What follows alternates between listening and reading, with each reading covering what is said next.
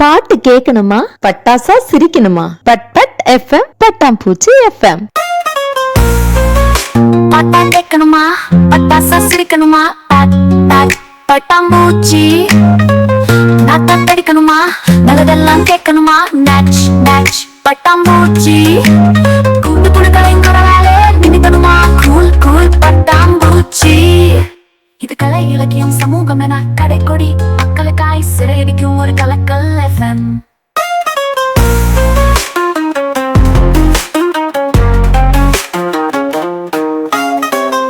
இது கலை இலக்கியம் சமூகம் என கடைக்கோடி மக்களுக்காய் சிறையடிக்கும் ஒரு கலக்கல் எஃப்எம்.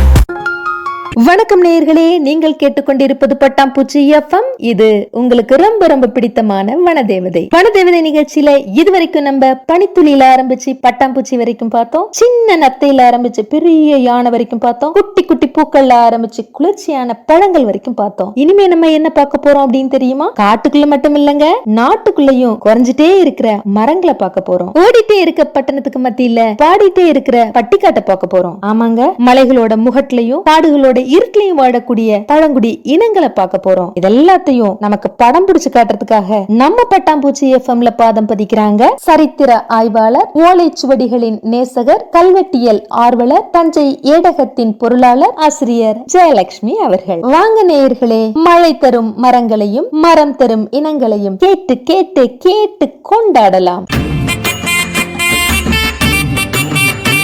பட்டாம்பூச்சி எஃப்எம்மின் அன்பான நேயர்களுக்கு என் அன்பான வணக்கம். இது வனதேவதை நிகழ்ச்சி. இந்த வனதேவதை நிகழ்ச்சியில நாம ஒவ்வொரு வாரமும் ஒரு மரம் பற்றியோ அல்லது பழங்குடி மக்களுடைய வாழ்வியல் முறைகள் பற்றியோ பார்த்துக்கிட்டு வரோம். அந்த வகையில இன்னைக்கு நாம பார்க்க போற ஒரு மரம்தான் மனிதன் மறந்தான் என்று கவி பாடினார் கவி பேரரசு வைரமுத்து. ஆமாம், இன்றைய நிலையில் தற்கால இளம் தலைமுறை எத்தனையோ வகை மரங்களை மறந்துதான் போகின்றார்கள்.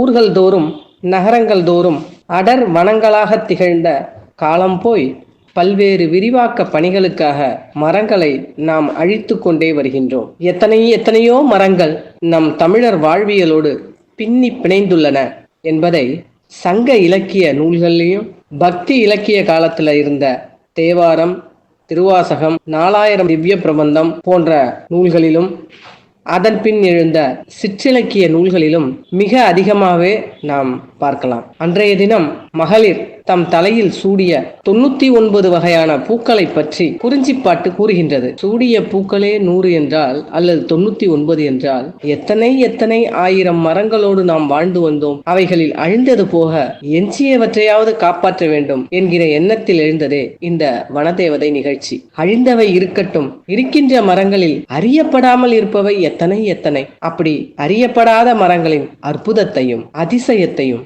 அறியும் போது நமக்கு வியப்புதான் மேலிடுகிறது. இயற்கை அதிசயங்களில் மின்மினி பூச்சி ஒளி போல ஒளிர்வதை நாம் பார்த்திருப்போம். அந்த விளக்கு ஒளி போன்ற ஒளியை இரவில் உமிழக்கூடிய ஒரு மரமே ஜோதி மரம் அல்லது ஜோதி விருட்சம் என்று சொல்லப்படுகிறது. ஆம், இன்று நாம் ஒளியை தரக்கூடிய ஜோதி மரம் பற்றி தான் பார்க்க போகிறோம்.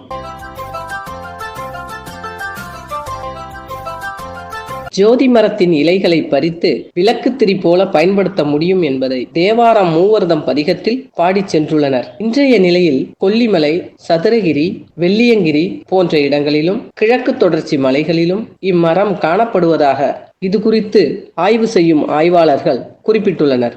இயற்கையின் படைப்பில் என்ன அதிசயம் பாருங்கள். கடந்த இருள் மிகுந்த மலைக்காட்டில் உள்ளே இம்மரங்கள் ஒளியை உமிழும்போது காடு இரவிலும் எவ்வளவு அழகாக இருக்கும் என்பதை காணக்கூடிய வாய்ப்பு நமக்கெல்லாம் இல்லையே என்று இம்மரம் பற்றி படிக்கும்போது ஒரு மயக்கம் ஏற்படுகிறது என்பது உண்மையே. வாய்ப்பு கிடைத்தால் வனம் சென்று மரத்தை காணும் ஆவல் இருந்து கொண்டுதான் இருக்கின்றது. இந்த மரம் பற்றிய தரவுகளை தேடும் பொழுது இரவு நேரத்தில் மரத்தின் இலைகளே ஒளிர்வதாகவும், இல்லை முதிர்ந்த மரத்தின் பட்டைகளின் ஊடாக கசிந்து வரும் மெழுகு போன்ற திரவமே ஒளியை உமிழ்வதாகவும் அறிவியலாளர்கள் கூறுகின்றனர்.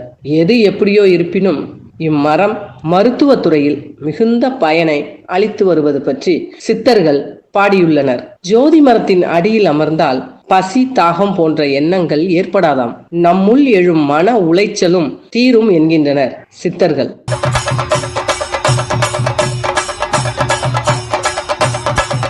தெய்வீக மனம் பரவ, உங்கள் அனைத்து கஷ்டங்களும் நீங்க, செல்வம் பெருக, எதிர்மறை சிந்தனைகள் தவிடுபொடியாக, எல்லா தடைகளும் வெற்றிப்படிகளாக மாற்றம் பெற, குபேரலட்சுமி கடாட்சம் பெற, மன நிம்மதி, ஆரோக்கியம், அமைதி பெருக, இறக்குமதி செய்யப்பட்ட பிஜிஎம் நம்பர் 1 பாரத் சாம்பிராணி வாடிக்கையாளர்களின் நலன் கருதி டோர் டெலிவரி மொத்தமாகவும் சில்லறையாகவும் செய்யப்படும். திருச்சி, கரூர், தஞ்சை மாவட்டங்களுக்கு சிறப்பான ஏஜென்சிகள் வரவேற்கப்படுகிறார்கள். 8124472168 என்ற அலைபேசி எண்ணுக்கு அழைத்து மேலதிக தகவல்களை பெறவும். உங்கள் இல்லங்களிலும் தொழில் கூடங்களிலும் இந்த அற்புத சாம்பிராணியை உபயோகித்து பாருங்கள், மாற்றத்தை உணர்வீர்கள். பிஜிஎம் நம்பர் 1 பாரத் சாம்பிராணி. முயற்சி நம்முடையது, முடிவு இறைவனுடையது. பகலில் சாதாரணமாக காணப்படும் இந்த மரம் இரவில் ஒளி வீசுவது அதிசயமே. ஆண்டிற்கு ஒரு முறை மட்டுமே பூத்து கனி தரக்கூடிய இந்த மரத்தின் கனிகளை பறவைகளும் விலங்குகளும் விரும்பி உண்ணுகின்றன. அவற்றை பார்த்துதான் அங்கு வாழும் மலைவாழ் மக்களும் மரத்தின் கனிகளை உண்பதால் அவர்கள் உடல் வலிவும் பொலிவும் பெற்று திகழ்வதாக கூறுகின்றனர். இதிலிருந்து கிடைக்கும் மணிகளை கோர்த்து கழுத்தில் அணிந்து கொண்டால் பல்வேறு நோய்களுக்கு தீர்வாக இந்த மணிமாலை இருக்கும் என்று சொல்லப்படுகிறது. ஒருமுறை பன்மொழி புலவர் ஜெகநாத ராஜாவும் அவருடைய நண்பர் கோதண்டம் அவர்களும் ஜெகநாத ராஜாவுடைய ஏலக்காய் தோட்டத்திற்கு போறாங்க. அந்த இடம் எங்க இருக்குன்னு கேட்டா ராஜபாளையத்திற்கு மேற்கே உள்ள மேற்கு தொடர்ச்சி மலையில தான் இருந்துதான். பகல் நேரங்கள்ல வனங்களை அப்படியே சுத்தி பார்த்துக்கிட்டே வருவாங்களாம். அதே போல ஒரு நாளைக்கு இரவு நேரத்துல எதேச்சியா வெளியில டார்ச் விளக்கோட வந்திருக்காரு. வந்து சிறிது நேரம் அப்படியே கொஞ்ச நேரம் நடந்துட்டு வருவோம்னு சொல்லிட்டு போகும்போது சற்று தொலைவுல கோதண்டம் அவர்கள் ஒரு விறகு குவியல் இருந்ததை பார்த்திருக்காரு. அந்த விறகு குவியல்ல இருந்து பார்த்தா பளிச்சென்று கண்ணை பறிக்கும் விதத்துல குழல் தண்டு விளக்கு போல ஒளி வந்தது அப்படின்னு சொல்லிட்டு உடனே ஆச்சரியத்தோட நண்பர் ஜெகநாத ராஜாவை அழைச்சு வந்து காமிக்க அவர் உடனே தோட்ட தொழிலாளிகளை எழுப்பி கேட்கிறார். அவர்கள் வந்து பார்த்துவிட்டு, அட இது ஜோதி மரம் விறகு, இன்னைக்கு வந்த விறகுல இதுவும் இருந்தது போல இருக்கு என்று கூறியபடி அந்த மரத்தண்டை எடுத்து வந்து தந்தனர். இந்த வகை மரங்கள் இந்த வட்டாரங்கள்ல பல இருப்பதாக கூறினர். ஒடிந்து சிறிது காய்ந்த விறகிலிருந்து ஒளி வரும். இந்த மரத்திலிருந்து ஒரு திரவம் கசியுது, அதுல இருந்து தான் ஒளி வரும். வெயில் படுறதால அந்த திரவம் காய்ச்சி விடுகிறது, அதனால ஒளி வராது என்றனர். ஆகையால் இவர் சிறிது நாட்கள் தண்ணீர் தொட்டியில போட்டு வைத்திருந்தார். சிறிது நாட்கள் வரை ஒளி தந்தது, இந்த தண்டிலிருந்து ஒளி வந்தது. சிவகிரி, சேத்தூர், ராஜபாளையம், ஸ்ரீவில்லிபுத்தூர் போன்ற மேற்கு தொடர்ச்சி மலைகள்ல இன்னைக்கு கூட இந்த ஒளி தரும் மரங்கள் இருக்கின்றனவாம். இந்த ஒளி தரும் மரங்கள் பற்றி சேக்கிழார் பெருமான் தன்னுடைய கண்ணப்பர் புராணத்துல பாடியிருக்காரு. செந்தழல் ஒளியிற் பொங்கும் தீபமா மரங்களாலும் என்று தொடங்கி எந்தையார் திருக்காலத்தி மலையினில் இரவொன்றில்லை, அதாவது திருக்காலத்தி மலையில இந்த தீப மரங்கள் அதிகம் இருந்ததால இரவு என்ற ஒன்று இல்லை என்று பாடியுள்ளார். ஒளிமரம் பற்றி சித்தர் நூல்கள்ல நிறைய காணப்படுது. கோரக்கர் எழுதிய மலை வாகடம் என்ற நூல்ல செங்கோட்டை மலையின் வடக்கு குண்டாற்றின் அருகே ஜோதி விருட்சம் உள்ளது. அவருடைய பார்வையில இந்த மரத்தோட அடி பருத்தும் இலை வட்டமாகவும் பூ ஊமத்தம் பூ போலவும் காய் சிறிதாக கொன்றைக்காய் போலவும் இருக்கும். இந்த மரத்தினை வெட்டினால் பால் வரும். இது இரவில் மின்மினி பூச்சிகள் ஒட்டி இருப்பது போல ஒளி தோன்றும். இதனுடைய பட்டையை வெட்டி குழித்தைலம் என்னும் ஒரு வகை மருந்தினை முறைப்படி செய்து உண்ண மூர்ச்சை ஏற்படுமா. மரத்தின் பாலை துணியில் நனைத்து திரியாக்கி ஒரு அகலில் நெய்யை ஊற்றி அதில் திரியை வைத்து தீபம் ஏற்றி அதிலிருந்து வரும் புகையை ஒரு புதிய ஓட்டில் பிடித்து அந்த மையை உலோகங்களில் தடவி புடமிட தங்கமாக மாறும் என்பது நம்பிக்கை. அறிவியல் ஆதாரம் இருக்கிறதா என்பது தெரியவில்லை. அதே போல காலங்கிநாதர் எனும் சித்தரும் கொல்லிமலை ரகசியம் என்ற நூல்ல ஜோதி விருட்சம் பற்றி கூறியிருக்காரு. நாவல் மரம் போல இருக்கும், மருதாணி பூ போன்ற வடிவத்துல நீலம் கலந்த வெண்மை நிறத்துல இருக்கும் இதனுடைய காய்கள். இதன் பட்டையிலிருந்து வடியும் பால் இரவில் ஒளிரும். கொல்லிமலையில பெரியண்ணசாமி கோயில் போற வழியில இந்த மரம் ஒண்ணு இருக்கு.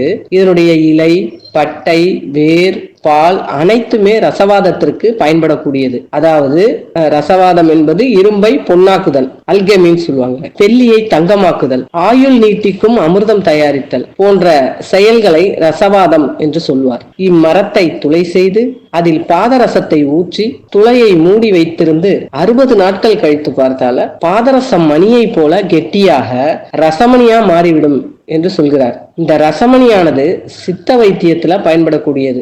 ஜோதி விருட்சம், நிலஞ்சோதி, இரவொளி மரம் என்று பல பெயர்கள்ல அழைக்கப்படக்கூடிய இந்த மரம் மன அமைதி மற்றும் தெளிவை தரக்கூடிய மரமாக திகழ்ந்து வருகிறது. தற்போது கொல்லிமலையில் மரத்தின் அடிப்பகுதி மட்டுமே உள்ளது. பிற இடங்களில் காண்பதற்கு அரிதாகிவிட்ட இந்த மரத்தினை பற்றி கூறுவதற்கு உதவி புரிந்த ஏடகம் நிறுவனர் முனைவர் மணி மாறன் அவர்களுக்கும் நல்லதொரு தலைப்பினை தேர்ந்தெடுத்து சூழல் வளத்தினை மேம்படுத்த முயற்சி எடுத்திருக்கும் பட்டாம்பூச்சி பண்பலையின் இயக்குனர் கவிஞர் MR ஜெயந்தி அவர்களுக்கும் நிகழ்ச்சியை கேட்டுக்கொண்டிருக்கக்கூடிய நேயர்களே உங்களுக்கும் என்னுடைய மனமார்ந்த நன்றியை தெரிவித்துக் கொண்டு அடுத்த வாரம் உங்களை வேறொரு வித்தியாசமான மரத்துடன் சந்திக்கிறேன். ஆசிரியர் கோ ஜெயலட்சுமி. நன்றி, வணக்கம்.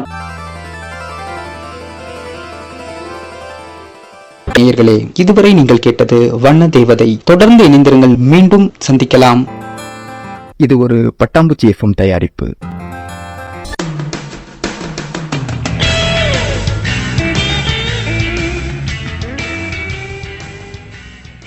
நீங்கள் கேட்டுக்கொண்டிருப்பது பட்டாம்பூச்சி எஃப்எம். இது உங்களை பரவசமாக்கும் எஃப்எம். கேட்டால் சலிக்காது, கேட்க கேட்க திகட்டாது.